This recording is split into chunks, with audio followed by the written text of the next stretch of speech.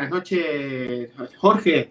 Bienvenido a esta entrevista. Gracias por aceptar esta entrevista con el Enclave. Estamos haciendo una serie de entrevistas sobre Argentina para que sea la gente de allá, sobre todo miembros del movimiento popular, los que nos describan un poquito la situación de Argentina, sobre todo para gente que está del otro lado del mar, del océano, y que quiere entender un poquito la situación, sobre todo viniendo de gente que está participando dentro del movimiento popular.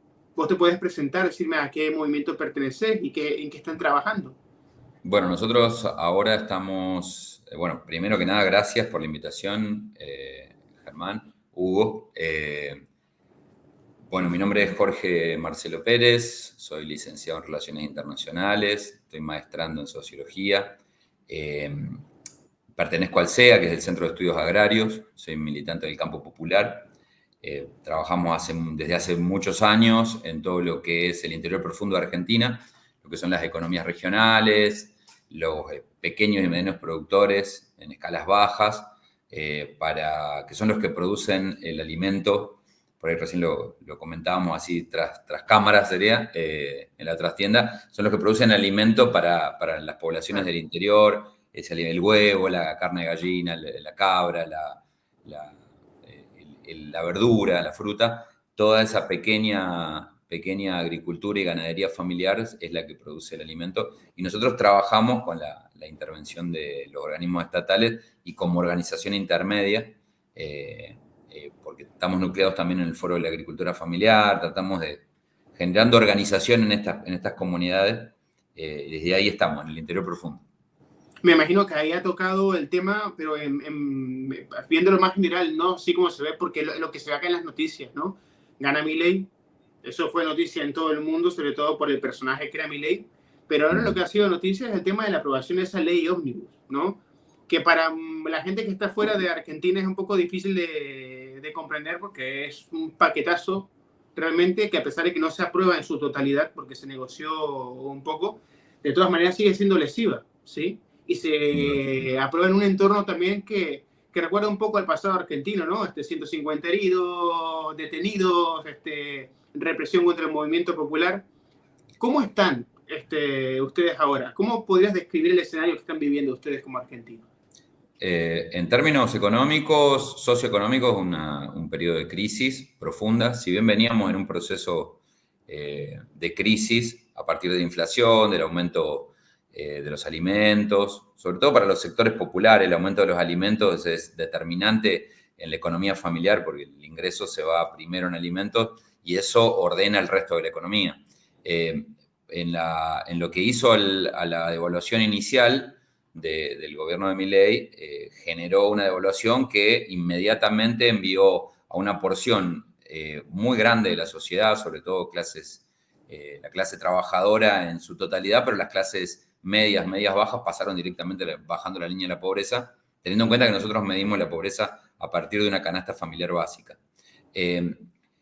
Ni bien el aumento sostenido de todos los bienes del mercado generaron esa caída a la pobreza de un sector grande y a la indigencia de otro sector que ya venía en condiciones de pobreza. Eso inicialmente. Todo eso se sostiene con una política de represión que no solamente la puedo esgrimir yo en términos teóricos, sino que se ve prácticamente a partir de la protesta social, porque todo esto se sostiene a partir de la represión de un montón de gente que no tiene para comer, que sufre de las condiciones que ha generado este gobierno, que ha profundizado en algunos casos, porque no hay que desconocer que algunas cuestiones venían de arrastre, venían del gobierno anterior.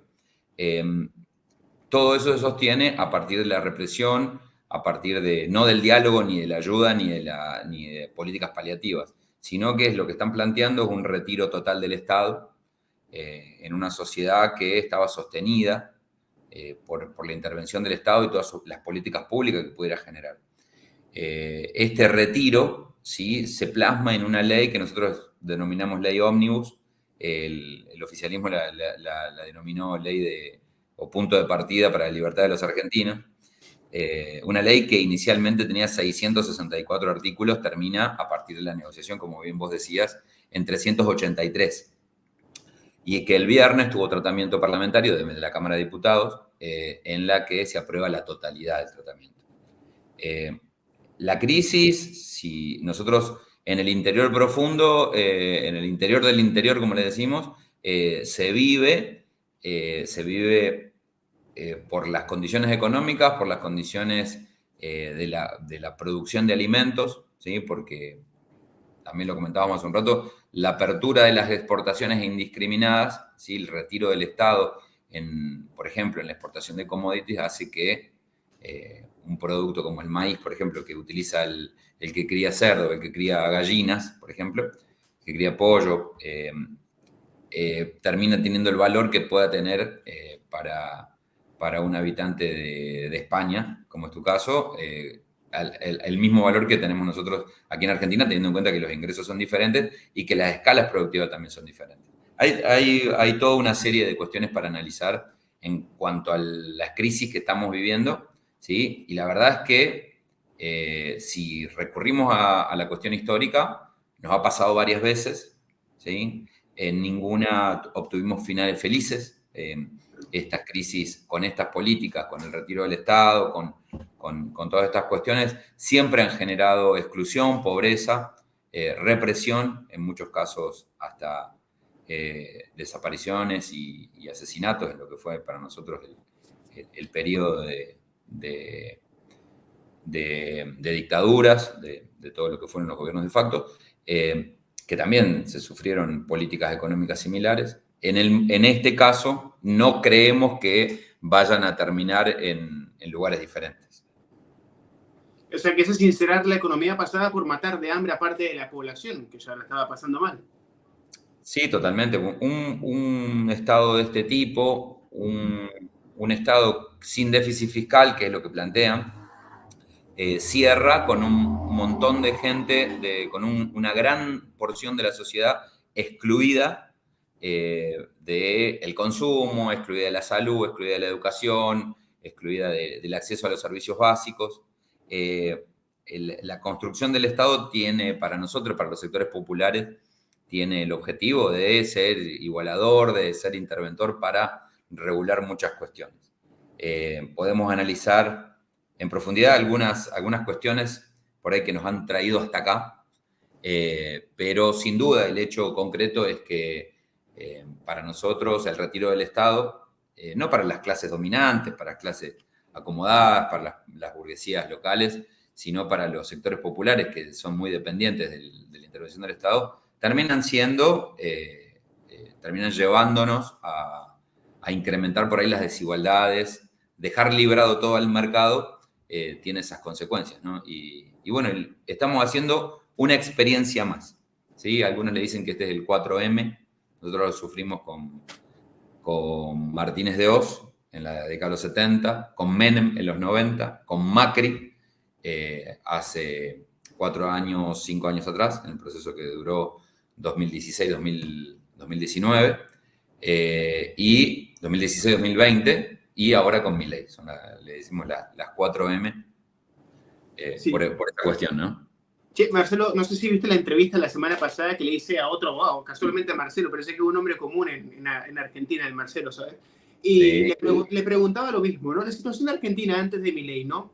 Ellos pintaban una situación porque en muchos casos, y creo que hace poco el Página 12 sacó un trabajo acerca de las mentiras de Milei, ¿no? De cómo se exageraba, por ejemplo, el tema de la inflación, de ciertos datos, como para elaborar un discurso que justificara todo este paquete de medidas neoliberales o liberales o como se le quiera llamar, Fe. Sí. Esta barbarie, ¿no? ¿Qué Argentina tenían ustedes antes de Milei? ¿Justificaban este paquetazo? No, a ver, había muchos desequilibrios en términos fiscales y en términos económicos internos, en términos macroeconómicos. Había varios desequilibrios, varias cosas por resolver. Nosotros veníamos con una inflación hasta el 2015, pero una inflación de un dígito, ¿sí? A partir del 2016, con el inicio del gobierno de Macri, se implementan políticas liberales más graduales que las que estamos experimentando ahora, pero sí con el retiro de los subsidios, con el retiro de la ayuda del Estado, con el retiro de un montón de de intervenciones, se exacerban algunas diferencias, algunas desigualdades, y con el ingreso del mercado de capitales, con la entrada argentina a jugar en el mercado de capitales, se plantea una liberalización de la economía, y eso dura un par de años hasta que se cae de nuevo en la crisis y se sostiene tomando una deuda que es la deuda o el préstamo más grande que ha dado en su historia el Fondo Monetario Internacional, de 45 mil millones de dólares a la Argentina. Esto empieza en el año 2018. 2018-2019, el organismo internacional le presta a la Argentina esa cantidad de dinero para sostener un gobierno. Eso tiene no solamente una idea de rescate para el desarrollo, sino que tiene una idea electoral, político-electoral, para sostener un gobierno que les era funcional, ¿sí? Porque de esos 45 mil millones de dólares que pide la Argentina, no hay nada convertido en obra, no hay nada convertido en puente, no hay nada convertido en desarrollo. Ese dinero no se sabe dónde está. Se pierde en lo que fue la bicicleta financiera de capitales que en teoría iban a venir, pero venían, hacían negocio y salían, ¿sí? Sin ningún control del Estado. Esa fue nuestra experiencia neoliberal de este siglo XXI, el periodo de macrismo. Después de este periodo donde Macri tiene que volver a poner un cepo al dólar, donde se va con un país completamente endeudado, con índices mucho mayores a los que había heredado, ¿sí?, del gobierno de Cristina Fernández de Kirchner. Y ahí viene este gobierno que algunos, sobre todo en el peronismo más ortodoxo, lo llaman un gobierno socialdemócrata, el gobierno de Alberto Fernández, porque por ahí no es tan interventor, tan drástico en la toma de políticas públicas, sino que es más bien mediador, muy dialoguista, ¿sí? Pero tiene el infortunio de iniciar su gobierno conjuntamente con el inicio de la pandemia por el COVID-19.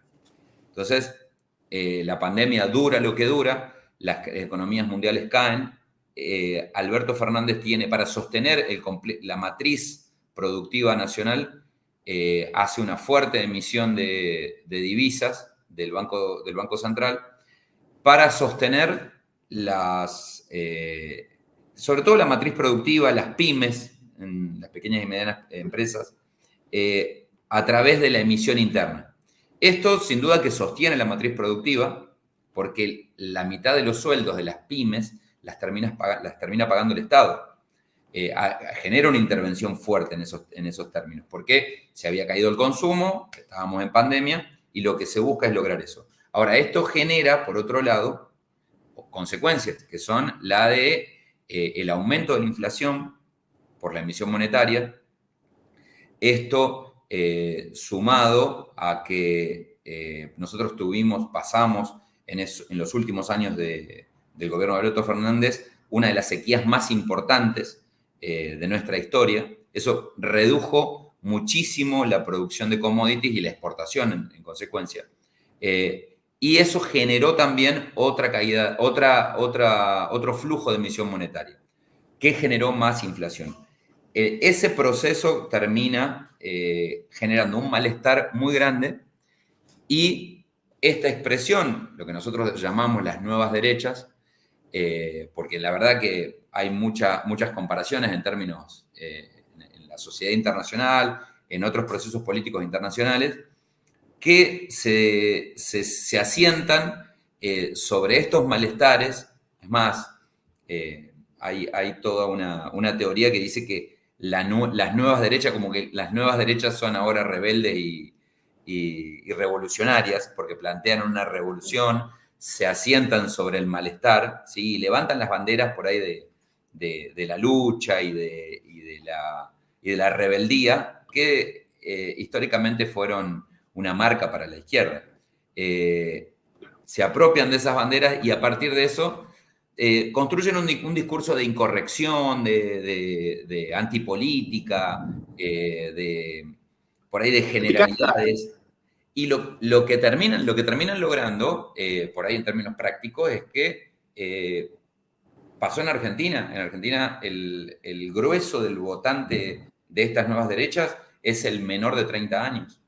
Menor de 30 años, ¿sí? Se ven de alguna forma seducidos por este discurso, a partir de un montón de malestares que venían, sin duda, que venían pasando, pero plantean algo por ahí extremista, la disolución del Estado, la caída de la casta política, la caída de los privilegios, y en muchos sectores esto sin duda que termina gustando, ¿sí? Con la promesa de que todo el origen de nuestros males estaba en el arco político y que la política era la culpa, la culpable de todos los males que le tocaba transitar a la Argentina. Construyen un discurso de este tipo, sin duda, lo que hablábamos por ahí en alguna oportunidad, la teoría del mandato, ¿no? Quien va a postularse recoge el mandato social para después construir un discurso que se adapte a eso. Sí. Claro. Bueno, eso por ahí termina generando este discurso que termina siendo muy cambiante también. Y con muchos desaciertos también, como los insultos por ahí al Papa, por ahí a sectores que sin duda por ahí no lo merecían, pero esto termina generando un discurso que sin duda que le termina dando la victoria en términos electorales a un espacio que la verdad que por ahí me incluyo, en un momento pensábamos que no podía tener chance, porque no lo tomamos muy en serio. Pero fue un tipo que alimenta en los medios de comunicación, porque es un fenómeno más que nada mediático. Apoyado primero que todo, porque te acuerdas que comenzó como tertuliano en el programa de Fantino, creo que se llama el periodista que lo llamaban como tertuliano así, que era como un mono de circo, básicamente, porque decía cosas, reventaba, en internet era un fenómeno, pero de ahí, en un país como Argentina, que yo el otro día comentaba, y creo que se lo dije también al otro Marcelo, ¿no? Con un taxista, que decía, un país como Argentina, con la cultura política que tiene, con todo lo que ha pasado, que después te pones a pensarlo y bueno, no es tan así, ¿no? Pero que elijan a un tipo como eso, pues es un fenómeno mediático, porque lo comenzaron a consumir desde ahí se alimentó. Para pasar a ser de un tertuliano, tipo mono de circo, a diputado y después diputado, a presidente de la República, para que se vea lo que se está viendo. Aparte, seduciendo con ese lenguaje del que hablas vos, ¿no? De la casta, de acabar con el status quo y todo eso, para vender con un discurso moderno y revolucionario, cosas que ya les vendieron a ustedes como argentinos, porque el gobierno, o sea, si hablamos de liberales, si uno analiza, por ejemplo, esto que estamos viendo ahora en el paquetazo, en la ley ómnibus, la venta de empresas nacionales, en la época de Menem no se hizo. O sea, ustedes no tienen experiencia con esto, porque el liberalismo para ustedes los argentinos no es nuevo. No, las experiencias son todas malas. Nosotros en los 90 fue una década que se sostuvo con la venta de los activos del Estado, todas las empresas públicas se vendieron. Al mismo tiempo se tomó deuda externa para sostener una ley de convertibilidad que implicaba que un peso valga un dólar, y eso, primero que no nos generaba competitividad en términos de exportación, pero sí generó una apertura de las importaciones, ¿sí? Que destruyó, no en su totalidad, pero sí de gran forma, la matriz productiva nacional.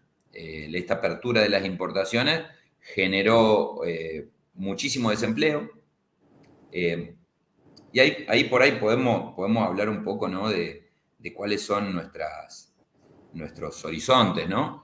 Nosotros como espacio defendemos muchísimo lo que es la industrialización local, la creación de la industria nacional, un nacionalismo propio que no solamente nos asigne este rol de país agroexportador, sino que nos permita a nosotros desarrollarnos en términos manufactureros para que haya empleo. En los 90 pasó eso. La caída el descenso de la matriz productiva, el cierre de las empresas, generó niveles de desempleo altísimos, al mismo tiempo el retiro del Estado en la equiparación o por ahí en la igualdad, teniendo en cuenta que nosotros, en términos productivos, en relación de PBI, somos un país no de los más ricos, pero sí rico, y no deberíamos, si dividiéramos en partes iguales todo lo que producimos, estaríamos todos muy bien, el PIB por cápita no es malo, pero lo que tenemos es un problema de gran concentración de riqueza, y al no tener un Estado que lo distribuya o que por lo menos equipare un poco esta mala distribución, estas diferencias se hacen mucho más notorias. Nosotros lo vivimos en los 90, llegando a un estallido en el 2001 que hizo que tuviéramos que barajar y dar de nuevo. El periodo exitoso empezó a surgir a partir del 2003 con el gobierno de Néstor Kirchner, con políticas proteccionistas, con un Estado fuerte, con un Estado interventor, que en pocos años le pagó la deuda al FMI y le dijo, porque el FMI, entre otras cosas, aparte de prestarte dinero, también tiene muchas condicionalidades, ¿no? Tiene esa particularidad. Entonces, ante esa situación le dijo el presidente Néstor Kirchner, le dijo al FMI, ¿cuánto se le debe? Le pagó todo lo que se debía y les dijo que chao, hasta luego, ¿no? O por lo menos en ese momento fue nunca más, pero después, bueno, vino Macri y los trajo de nuevo. Pero volviendo a la pregunta, este periodo de privatizaciones de las empresas públicas, de retiro del Estado, lo vivimos ya varias veces. En todas los efectos fueron muy malos y de forma adversa los procesos más productivos, más felices para el pueblo, fueron los momentos donde los gobiernos populares tuvieron esta fuerte intervención, ¿no? Y no solo internamente, sino este proteccionismo hacia afuera para que la industria nacional, para que las condiciones de desarrollo se vayan dando con un Estado que entienda que tiene un rol fundamental en ese crecimiento. Pero ese proteccionismo va a desaparecer con todo este paquetazo ahora, y si se aprueba, porque ahora hay que discutirlo ley por ley, pero todo pinta que no va a haber forma de que se levante la industria nacional, o sea, porque ese proteccionismo prácticamente desaparece, ¿sí? Se vende lo poco que se tiene, se deja en manos privadas, pero lo que podía levantarse ya con esa desprotección es imposible crecer o salir a flote, ¿no? Sin duda, es como por ahí en esto, en la economía, en la política, en la cuestión social, como en el fútbol, es mucho más fácil destruir que construir. Es mucho más fácil, a partir del retiro del Estado, que destruir una matriz productiva, y después reconstruirla lleva mucho más tiempo.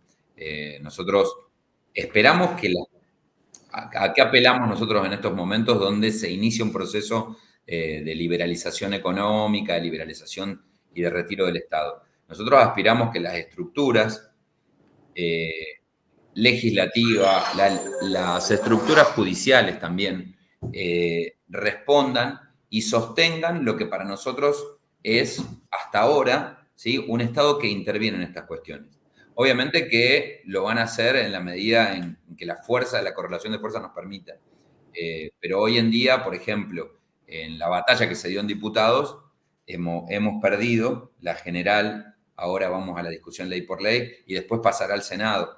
Ahí evidentemente no nos está dando la fuerza, ¿sí?, para sostenerlo. Pero apelamos, por ejemplo, en términos judiciales, hubo muchos recursos de amparo, sobre todo con el avance sobre la cercenación de derechos sobre las leyes de los trabajadores, el avance sobre las cuestiones medioambientales. La legislatura le puso un freno a las empresas por ahí que están están en superávit, por ejemplo, YPF, Aerolíneas Argentinas, ARSAT. Hay varias empresas que están dando ganancias en las que no hay fundamento para iniciar un proceso de privatización. Ahí sí, las estructuras que tenemos conformadas pusieron un freno. No sabemos hasta cuándo se va a dar esto. Eso en términos institucionales, pero por otro lado, en términos sociales, y ya hablando de lo que es el campo popular, nosotros entendemos que estas políticas van a generar ebullición en términos sociales y va a ser muy difícil sostenerla, porque la represión, tal y como la estamos viviendo, se puede dar con pequeños grupos, como se dio el viernes, por ahí con grupos de jubilados, con grupos que estaban protestando, pero que estaban acatando el protocolo de seguridad de Patricia Bullrich, estaban arriba de la plaza. Sin embargo, Gendarmería subió a la plaza y reprimió con gas pimienta y demás. Ahora, esto se da con pequeños grupos. Cuando la escalada, la profundización del modelo genere una escalada en la revuelta social, yo calculo que todos calculamos que esto va a ser insostenible. Va a ser, en términos coloquiales, hasta que el pueblo quiera. Sí, lo que pasa es que el hambre, como le decía el otro día a Marcelo, el hambre no espera. Lo que pasa es que cuando la gente comienza, y lo saben los argentinos, ¿no? Como en el 2001, que Claro. los presidentes suelen salir en helicóptero, ¿sabes? Cuando hay descontento. Yo digo, con una situación así, ¿qué es lo que se va a generar? Porque todo pinta como que se va a vivir un escenario similar o peor. Sí. La gente va a salir, si ahora en este momento estamos hablando de lo autoconvocado, cuando se ha organizado, cuando esto se radicalice más, porque todo pinta que se va a radicalizar, ustedes tienen expectativas de que esto vaya peor. O sea, ¿piensan que se podría generar algo similar al 2001? Sí, nosotros calculamos que sí. A ver, había varios indicadores que contrastan la situación económica y social en el fin del gobierno de Alberto, comparativamente con el fin de gobierno de Menem. ¿Sí? En algunos desequilibrios fiscales, en deudas internas y externas y demás. Nosotros tenemos un país muy endeudado, con mucho compromiso de pago, y en el que se hacen insostenibles un montón de cuestiones. Ahora, el descontento social estaba sostenido por un Estado muy presente, con muchísima intervención en términos de planes, de acuerdos de precios con supermercadistas, con intervención en las cadenas productivas y las cadenas de comercialización. Tenemos un Estado bastante activo, ¿sí? Que con paritarias 2 o 3 veces al año, con cláusulas gatillo con algunos sindicatos, con buen diálogo con los sindicatos, entendiendo el proceso inflacionario y entendiendo que había que recomponer rápidamente los salarios, ¿sí? Salarios, tarifas e impuestos, tenían que ir de la mano. Eso es lo que venía haciendo el gobierno. Ahora, pero de fondo existían los desequilibrios, existía la inflación, existían los desequilibrios macroeconómicos. Hoy tenemos los mismos desequilibrios profundizados y con un retiro total del Estado. ¿Sí? Hay muchísima gente que cobraba planes que ha quedado por fuera, hay muchísima gente que al liberar la intervención en las cadenas de precios, en las cadenas de comercialización, el precio de la comida se encarece, por lo tanto, se reduce el salario real, el precio de los impuestos a la luz, al gas, el aumento del combustible, genera inmediatamente una caída del salario real. Entonces hay toda una serie de desequilibrios producto del retiro del Estado. Esto sin duda que va a generar malestar y cuando no tengamos para comer, no queda otra que salir a la calle a reclamar. Por lo menos para una sociedad que está acostumbrada a reclamar, a entender que las salidas, por ahí nos olvidamos a veces y nos pasan estas cosas, pero sí somos una sociedad que históricamente ha construido y ha logrado todo lo que ha logrado a partir de la organización social y de las luchas. Eso está en nuestra matriz identitaria. Lo que pasa es que, bueno, nos pasan estas cosas también. ¿Cómo ves el movimiento popular en este momento en Argentina? ¿Lo ve fuerte? Porque ha sido fuerte en muchos momentos y en momentos decisivos es el que ha definido también la situación. ¿Cómo lo ves ahora? ¿Organizado? ¿Cómo se ve? Nosotros venimos de un proceso en el que le decimos el gobierno kirchnerista, en el que hubo un proceso de politización social, ¿sí? De reorganización de los sectores populares. Es un poco lo que también hacemos nosotros, ¿no? Nosotros por ahí estamos en la parte productiva, en lo que es la agricultura familiar, pero sí ese periodo fue de mucha politización. En las universidades, en las escuelas, en los secundarios, un gobierno que incorporó a los movimientos sociales a la vida política, no solamente como instrumento de tensión, porque la organización social es eso, es un cúmulo de voluntades que se organiza para tensionar algún derecho, alguna reivindicación. En el caso de ese periodo, esto se fortaleció mucho. Y me parece que en un punto todas estas luchas, todas estas organizaciones, me incluyo, nos aburguesamos.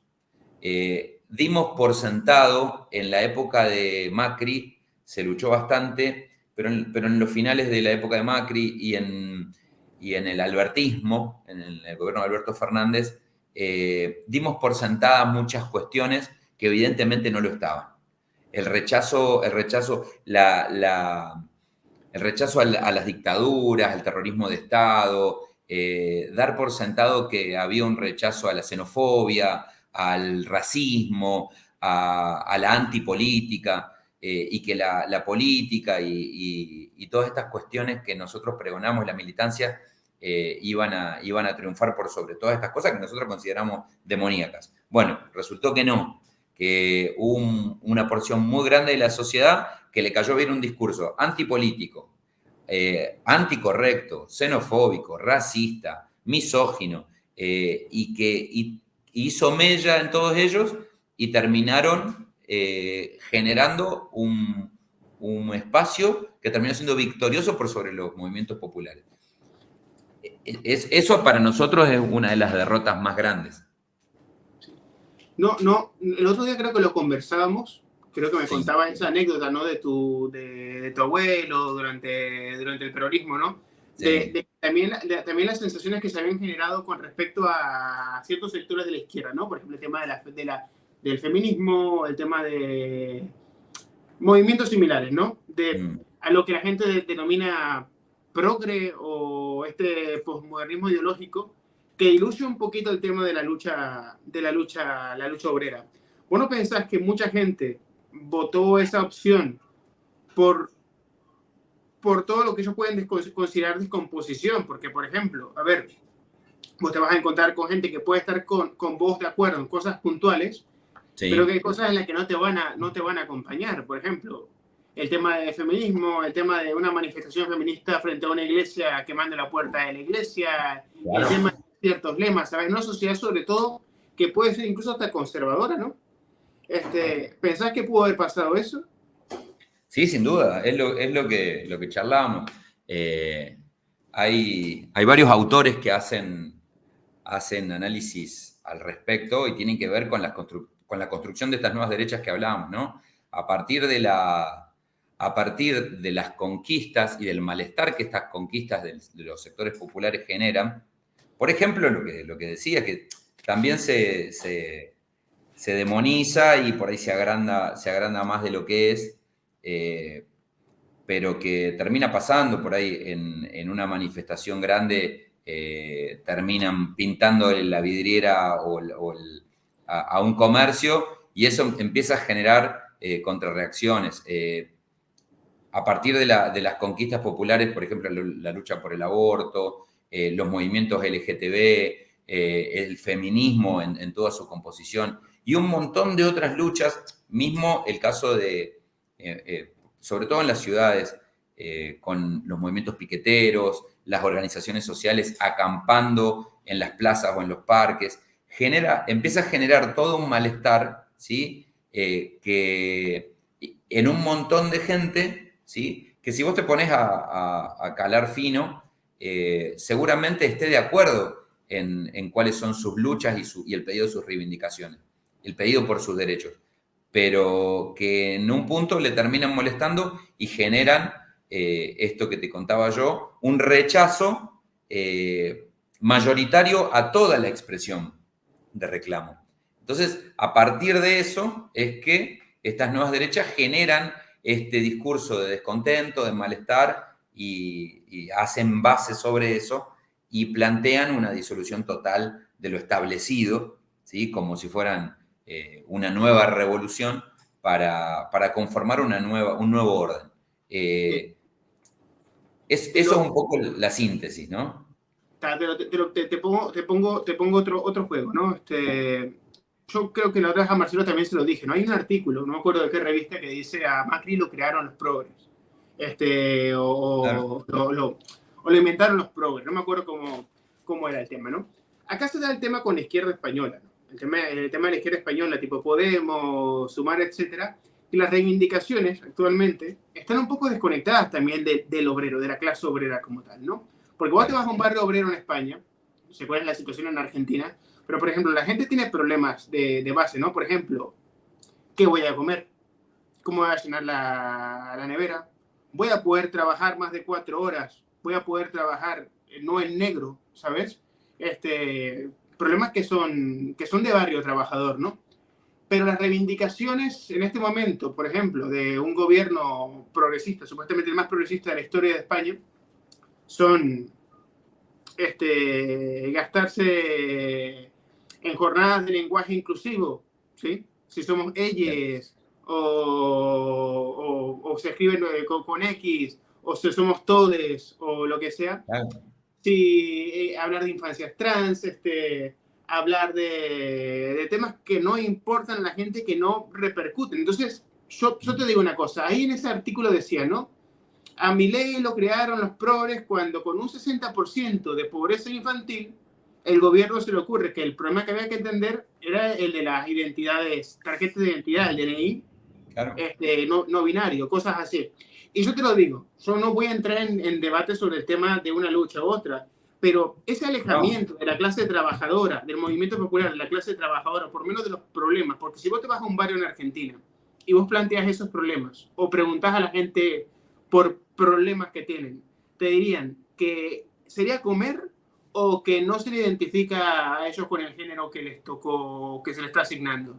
Por eso te digo, ¿no crees que un poquito este tema en la izquierda también incidió en que la gente votara y se confundiera un poco? Sí, lo que pasa, sí, sin duda que sí. Lo que te digo desde el lado por ahí, de los que eran en ese momento gobierno, no es que se desatendiera una cuestión para reemplazarla por otra. Ajá. Lo que pasa, sin duda que la atención a, por ejemplo, a los comedores populares, a la atención a la primera infancia, a las cuestiones que tienen que ver con la desnutrición infantil, todo eso estaba atendido, muy bien financiado, porque tenían porciones del PBI importantes, en términos de salud, desarrollo y de educación, pero sí había toda una intención de incluir sectores, de ser muy inclusivo, muy progresista, ¿sí? Y hacer foco en esas luchas y tratar de capitalizarlas políticamente. Es un desafío para todos los gobiernos del mundo tratar de capitalizar el movimiento feminista. ¿Pero por qué? Porque lo ven en términos electorales y algunos, otros lo verán por representación real o porque consideran que las luchas son compartidas o que pueden ser parte de ellos también. Pero esto generó, por otro lado, esto que decís vos. A ver, y ahí entran a jugar los medios de comunicación y las oposiciones que hacen un discurso sobre el descontento. Sí, pero, a ver, es que yo no quiero entrar en un debate porque no es el fin del debate, ¿no? Pero digo, para hacerlo un poco interesante, ¿no? Digo, porque, por ejemplo, vos tenés por un lado, vos generas leyes, ¿no? Vos estás, que yo no estoy de desacuerdo con el tema, vamos a poner ley del aborto, ¿está? Sí. Vos llevas esta ley y la planteas en el Congreso y haces una transformación de la ley, ¿sabes? Haces un cambio, ¿no? Pero por otro lado, vos decís, no, el gobierno mantenía comedores. Pero es que vos estamos comparando, por ejemplo, asistencialismo, pero hay problemas de fondo, por ejemplo, en la política argentina que te definen, por ejemplo, quién, por qué una persona pasa hambre, ¿no? por un tema de repartición, por un tema de leyes laborales, cómo se trabaja, o sea, el tema de la contradicción principal y todo esto, ¿no? Que lo que puede criticar la gente es que realmente, por lo menos acá en España, ¿no? Que están dispuestos a romper alianzas de gobierno, a romper, ¿me entendés? A partir de las lanzas por ciertas cosas, pero por la realidad, o sea, cosas que afectan realmente a la clase trabajadora. Porque estoy seguro que una persona, sea mujer, sea hombre, sea de la diversidad sexual o lo que sea, que es de la clase trabajadora, había ciertas cosas que están de acuerdo y hay ciertas cosas que tienen que cambiar porque forman parte de su realidad de clase, ¿no? En esas cosas a lo mejor no se incide tanto, ¿no? O sea, para cambiar ciertas cosas que a lo mejor no tienen una incidencia en la clase trabajadora como tal, ahí no se hace esa incidencia. Pero yo entiendo lo que vos me decís y entiendo eso. Lo que te digo es que no lo justifico, ¿eh? No, yo te digo, ¿sí? Y te lo digo así conversando, ¿no? A veces lo veo y escucho a la gente que habla de Milei o la gente que votó a Bolsonaro, por ejemplo, en Brasil, y la gente no te decía, yo voto a Bolsonaro por sus políticas económicas. No, yo decía, yo voto a Bolsonaro para salvar la familia brasilera del demonio comunista que quiere romper con la familia. Claro, es una construcción de sentido. Sí, y en los barrios trabajadores, la gente no decía, yo no voto al Partido de los Trabajadores por esto, por esto y por esto. Porque vos tendrías que ver que en las favelas brasileras había gente que votaba a Bolsonaro y lo votaba por una cuestión de valores y principios. Pero si hubiera sido por una cosa de política, como decir, yo estoy mejor en este momento, o hay cosas que están transformándose, que yo pienso que se pueden mantener, pues ahí verías, ¿no? En el caso acá de España, que acá hay varios trabajadores que comienzan a votar, por ejemplo, a partidos de extrema derecha, como le dicen, ¿no? Son parte del mismo juego, digo, como tipo Vox, ¿no? Pero vos tenés un barrio como Vallecas donde la gente vota a Vox. Hay parte de eso, ¿no? En América Latina. La gente no necesariamente sabe a qué vota, pero sabe que no está votando a eso, ¿sí? O está votando algo diferente porque eso que está en ese momento no resuelve sus problemas estructurales. Sí. Puede ser. Sí, sin duda, ¿no? Es así. Es así. A ver, si vos te pones a ver, hay muchos periodistas que salen hoy a la calle y preguntan, noteros en la calle, y dicen, nombrame una sola ley que favorezca a los trabajadores de la que impulsa mi ley. Una sola. No hay. Entonces, ¿qué te están diciendo? Los sectores populares, los sectores trabajadores votaron en contra de sus intereses. Mucha gente estaba en desacuerdo de que hubiera, por ejemplo, pensiones.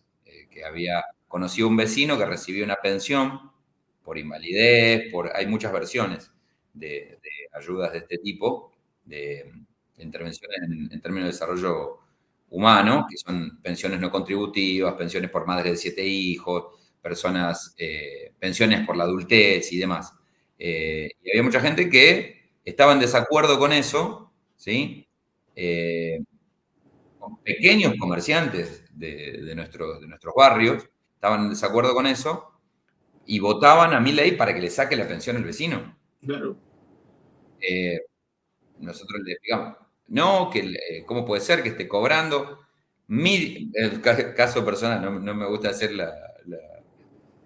contar anécdotas personales, pero gente de mi familia que ha accedido en la época de Cristina sacó una moratoria para amas de casa para que se pudieran jubilar, porque entendía que el trabajo de ama de casa es un trabajo no remunerado que no genera prestaciones, no genera pagos previsionales, que no te permite jubilarte. Ajá. Pero sacó una ley para que quien fue ama de casa toda su vida y trabajó en las tareas del hogar toda su vida, pudiera a partir de una moratoria jubilarse. Llegado el momento, en los últimos años de Cristina, mucha gente que había sido sujeto de ese beneficio terminó votándole en contra porque estaba en contra de la ley, pero estaba jubilada. Claro. El círculo ese que dicen lo que es el círculo de la izquierda, ¿no? Lo de la política, tipo lo que decían en Uruguay, ¿no? Con el tema del Frente Amplio, ¿no? Bueno, estamos mal, votamos Frente Amplio, mejoran las cosas, estamos bien, igual no estamos tan bien como estamos a probar con otro, y vuelve, es el círculo vicioso, ¿no? Del parlamentarismo, sí, uno y Sí, otro. La nosotros acá, alternatividad, sí. El otro día, pues, hablando de eso de periodistas, creo que había un tipo, un tal Sergio, que entrevista a gente en la calle y comienza a preguntarle a muchos votantes de Milei, ¿no? Y les pregunta, ¿a vos te parece esta ley? Dice, pero ¿cómo te beneficia a vos? No, por un cambio, pero ¿qué esperas que cambie? Y bueno, no sé, pero tú vos lo votaste por un acto de fe. Y puede ser, ¿sí? sí, sí, Puede sí. ser, pero nadie sabe decirte cómo va a mejorar la cosa, o qué espera que cambie, o No, dentro no, del no. paquete de la ley Omnibus, ¿qué espera que eso traiga de beneficio? ¿Cómo va a cambiar? Dice, no, Es, no, no, no lo hay, ¿sí? es un poco lo que estamos hablando, ¿no? En el hecho concreto y desmenuzado, no hay forma por ahí de entender cómo alguien que es del pueblo trabajador o de la clase trabajadora pueda votar una expresión política de este tipo. No hay forma lógica de explicarlo. Si no es a través de la construcción de sentido de esta derecha a través del odio, del malestar, del descontento sobre lo establecido. Entonces, y con la promesa de que las fuerzas del cielo, estas Claro, cuestiones, claro. las muletillas que tiene nuestro actual presidente, las fuerzas del cielo y las fuerzas él es ahora convertido al judaísmo, ¿no?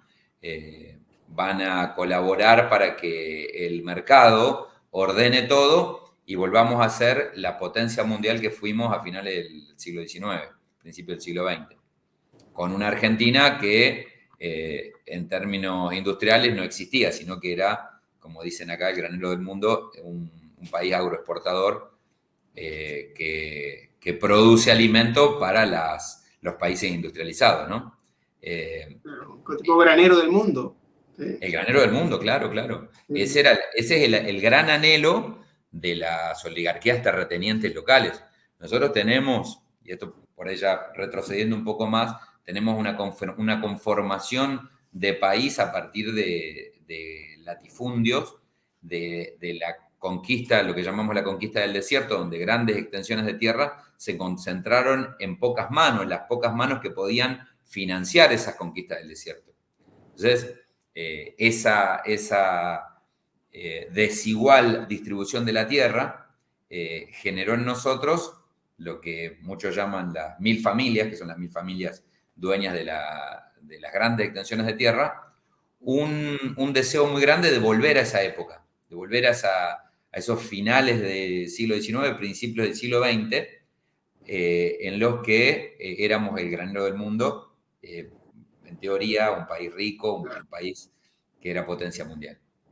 Pero un país destinado, así como destinan a España, al sector de servicios, pues ustedes al sector primario, a producir materia prima para el resto de las economías mundiales. ¿Sí? Tipo, ustedes producen materia prima y ya, pero la industria, Claro, bueno. la producción de valor a otros países. Entonces, Totalmente, totalmente. condena a Argentina, y sobre todo ahora, con este tipo de políticas, nos condenan a Argentina a no salir de donde está. ¿Sí? Y un país con un potencial tremendo. ¿Sí? Con Sí, diferentes latitudes, con recursos minerales, nosotros, en extensiones. términos productivos, por metro cuadrado, la pampa húmeda, la zona núcleo argentina, es una de las más productivas del mundo. Lo que pasa es que, bueno, tenemos estos problemas de la distribución. Siempre hacemos la comparación de nuestra conformación como nación con la de Estados Unidos, donde la migración, la incorporación de nuevas tierras que eran quitadas al indio, eran a partir de la ley de los 30 acres. Entonces había una distribución para el migrante, podía hacerse de la tierra, ¿sí?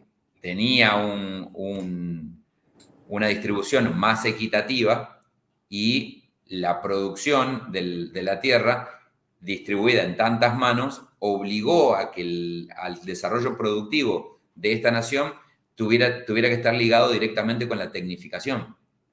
En cambio, cuando con el latifundio, la gran extensión de tierra se desarrolla a partir de mano de obra esclava, como fue la historia de nuestra Latinoamérica, con los latifundios dependientes